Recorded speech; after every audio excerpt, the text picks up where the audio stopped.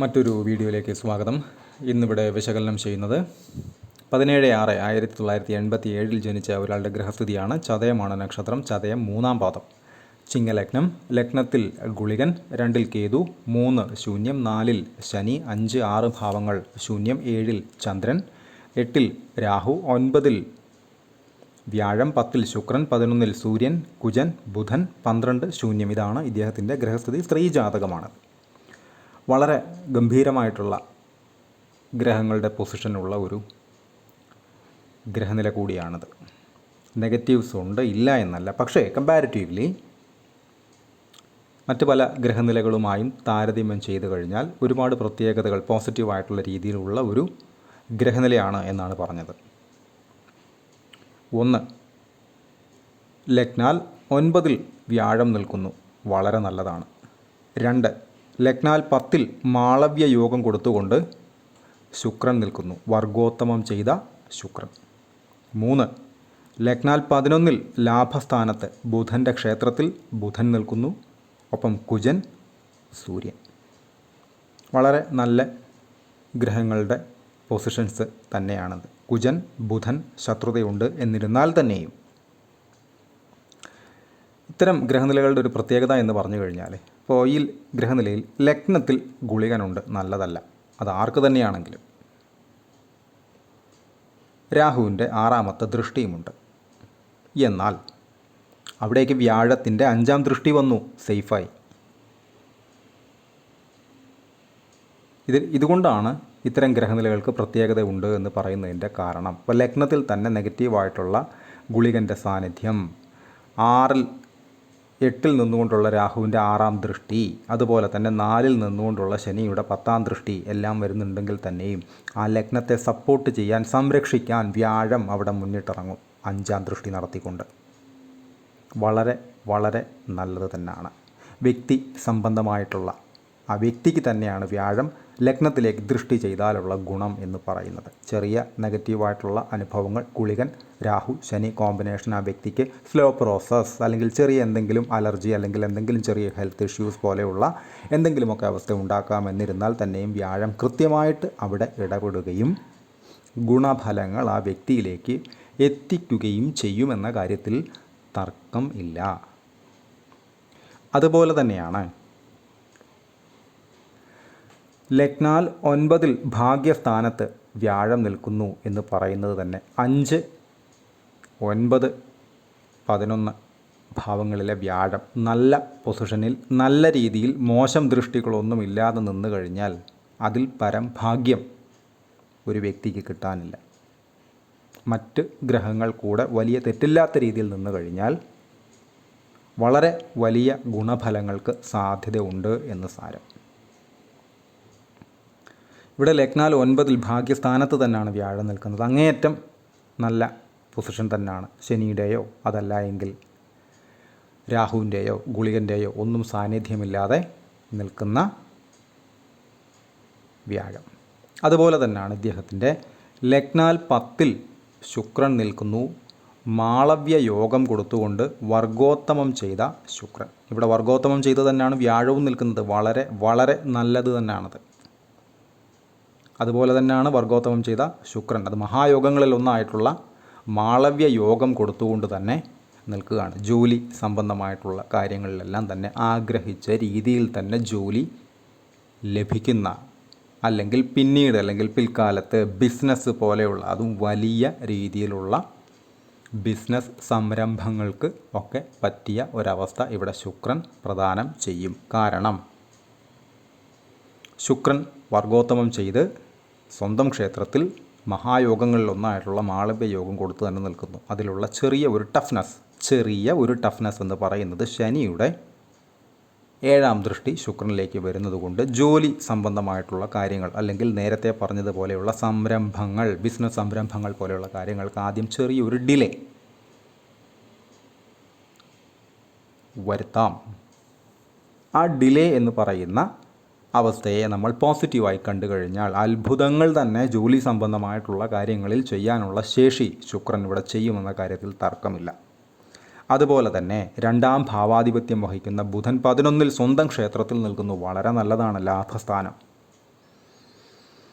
അവിടെ തന്നെയാണ് സൂര്യൻ നിൽക്കുന്നത്. സൂര്യൻ ബുധൻ നല്ല കോമ്പിനേഷൻ തന്നെയാണ്.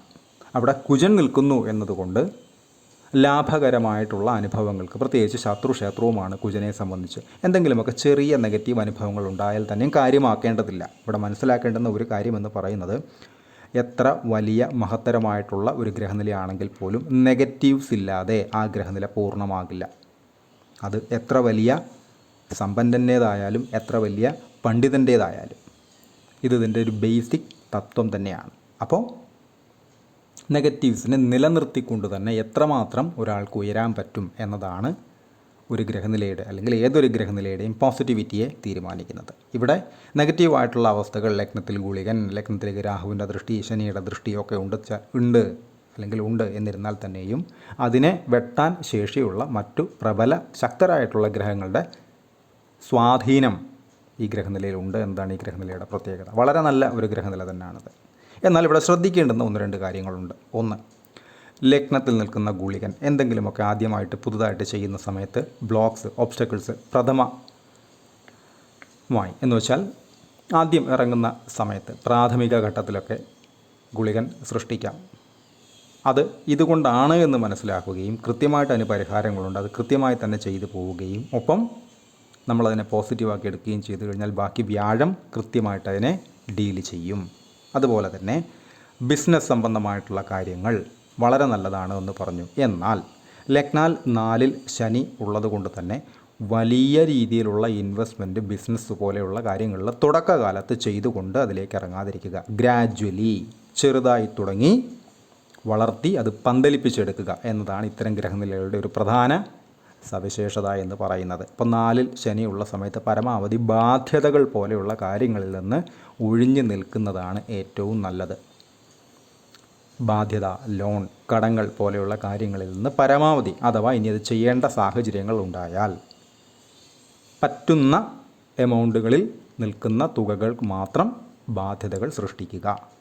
4-ൽ ശനി അല്ലെങ്കിൽ രാഹു അല്ലെങ്കിൽ കേതു, ഗുളികൻ, അതല്ല എങ്കിൽ നീചമായിട്ടുള്ള ഏതെങ്കിലും ഗ്രഹങ്ങളുടെ സ്വാധീനമൊക്കെ ലഗ്നാൽ 4 എന്ന് പറയുന്ന പൊസിഷനുമായി ബന്ധപ്പെട്ട് ഉണ്ടായാൽ അത്തരക്കാർ പൊതുവെ ബാധ്യതകൾ പോലെയുള്ള കാര്യങ്ങളിൽ നിന്ന് പരമാവധി വിട്ടു നിൽക്കാൻ ശ്രമിക്കുന്നതാണ് ബുദ്ധി എന്ന് തിരിച്ചറിയുക. അതുപോലെ തന്നെയാണ് ലഗ്നത്തിൽ നിൽക്കുന്ന ഗുളികൻ തൻ്റെ 2ാം ദൃഷ്ടി ലഗ്നാൽ 2-ലേക്കും 12ാം ദൃഷ്ടി ലഗ്നാൽ 12-ലേക്കും കൊടുക്കും. അപ്പോൾ ഈ 12-ലേക്ക് വരുന്ന ഗുളികൻ്റെ ദൃഷ്ടി എന്ന് പറയുന്നത് ഏതെങ്കിലുമൊക്കെ രീതിയിൽ അൺനെസസറി ആയിട്ട് അനാവശ്യമായിട്ടുള്ള ചെലവുകളെ സൃഷ്ടിക്കാനുള്ള സാധ്യതയുണ്ട്. അതിന് പ്രായോഗികമായിട്ടുള്ള പരിഹാരം എന്ന് പറയുന്നത് കൃത്യമായി അനാവശ്യമായിട്ടുള്ള ചെലവുകളെ ഒഴിവാക്കുക. 100 രൂപ കിട്ടിയാൽ ചെലവിനെത്ര വരവിനെത്ര എന്ന ഒരു കൺസെപ്റ്റ്, ഒരു കാഴ്ചപ്പാട് സൂക്ഷിച്ച് പോവുക. അപ്പോൾ ആ പ്രശ്നത്തിൽ നിന്ന് കൃത്യമായി തന്നെ മോചനം നേടാൻ സാധിക്കും. അപ്പോൾ ഇതുപോലുള്ള കാര്യങ്ങൾ കൃത്യമായി 1, 2, 3 പോയിൻറ്റ്സ് ഇവിടെ കൃത്യമായി ശ്രദ്ധിച്ചൊന്ന് പോയി കഴിഞ്ഞാൽ ഒരുപാട് ഉയർന്ന രീതിയിൽ എത്താൻ സാധ്യതയുള്ള, എന്ന് വെച്ചാൽ ഇദ്ദേഹത്തിൻ്റെ കുടുംബത്തിൽ ഏറ്റവും ഒരുപക്ഷെ ഉയർന്നു വരിക ഈ വ്യക്തി തന്നെയായിരിക്കുമെന്ന് വേണമെങ്കിലും പറയാം. അപ്പോൾ അതിന് വേണ്ടുന്ന വെള്ളവും വളവും കൊടുത്തു കഴിഞ്ഞാൽ, കൃത്യമായിട്ടുള്ള കാര്യങ്ങളിലൂടെ മുന്നോട്ട് പോയി കഴിഞ്ഞാൽ അതിന് ചെയ്യേണ്ട 1-2 കൃത്യമായിട്ടുള്ള പരിഹാരങ്ങളുണ്ട്. അതുകൂടെ വളരെ ലളിതമായ രീതിയിൽ ചെയ്തു പോവുകയും കൂടെ ചെയ്തു കഴിഞ്ഞാൽ വളരെ സ്മൂത്തായി തന്നെ വ്യക്തിഗതന് ഉദ്ദേശിക്കുന്നതിനപ്പുറമുള്ള ഒരു ജീവിതം ലഭിക്കാനുള്ള സാധ്യതയും വളരെ കൂടുതലാണ്. നേതൃപാടവമാണ് ചിങ്ങലഗ്നം എന്ന് പറയുന്നതിൻ്റെ ഏറ്റവും വലിയ പ്രത്യേകത. അപ്പോൾ അവിടേക്ക് വ്യാഴത്തിൻ്റെ ദൃഷ്ടിയും കൂടെ വന്നു കഴിഞ്ഞാൽ അത് വളരെ കറക്റ്റായി വളരെ ശരിയായ രീതിയിൽ തന്നെ മുന്നോട്ട് പോവുകയും ചെയ്യും.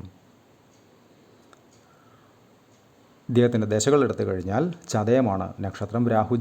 രാഹുദശയിൽ ജനിച്ചു. 92 വരെ രാഹു, അതിനുശേഷം ഗുരു 2008 വരെ, ശേഷം ശനി 2027 വരെ, ശേഷം ബുധൻ 2044 വരെ, ശേഷം കേതു 7 കൊല്ലം 2051 വരെ, ശേഷം ശുക്രൻ, സൂര്യൻ, ചന്ദ്രൻ, കുജൻ എന്നീ ക്രമത്തിലാണ് അദ്ദേഹത്തിൻ്റെ ദശകൾ കടന്നു പോകുന്നത്. അതിൽ തന്നെ ശനിയിൽ ഗുരുവാണ്. ശനി 4-ലാണ് നിൽക്കുന്നത്. രാഹുവിൻ്റെ ദൃഷ്ടിയുണ്ട്. എന്നിരുന്നാൽ തന്നെയും ചെറിയ ഡിലേയ്സ്, ചെറിയ ഒബ്സ്റ്റക്കിൾസ് ഒക്കെ വരുന്ന ഒരു സാധ്യത, പ്രത്യേകിച്ച് 2027 വരെ ആകുമ്പോഴത്തേനും ശനിദശ തീരുകയും ചെയ്യും. ശേഷം 11-ൽ നിൽക്കുന്ന ബുധനാണ്. ശനിയിൽ ഗുരു എന്ന് പറയുമ്പോൾ 25/1/2025 തൊട്ട് 2027 ഓഗസ്റ്റ് 9 വരെയാണ്. വ്യാഴത്തിൻ്റെ അപഹാരമാണ്, പേടിക്കാനൊന്നുമില്ല. ശനി ചെറിയ ചില കാലതാമസം വരുത്താം. എന്നിരുന്നാൽ തന്നെയും വ്യാഴം അതിനെ അഡ്ജസ്റ്റ് ചെയ്ത് ഗുണപ്രദമാകുന്ന രീതിയിൽ കാര്യങ്ങളെ മാറ്റുന്നതിന് വ്യാഴം അവിടെ സഹായിക്കുമെന്നും തിരിച്ചറിയുക. കൺസൾട്ടേഷൻ ആവശ്യമുള്ള ആളുകൾക്ക് ഈ നമ്പറിൽ കോൺടാക്റ്റ് ചെയ്യാവുന്നതാണ്. കോൺടാക്ട് ഡീറ്റെയിൽസ് ഡിസ്ക്രിപ്ഷനിൽ കൊടുത്തിട്ടുണ്ട്. ഇത്തരം വീഡിയോസ് ഇനിയും തുടരും. നന്ദി.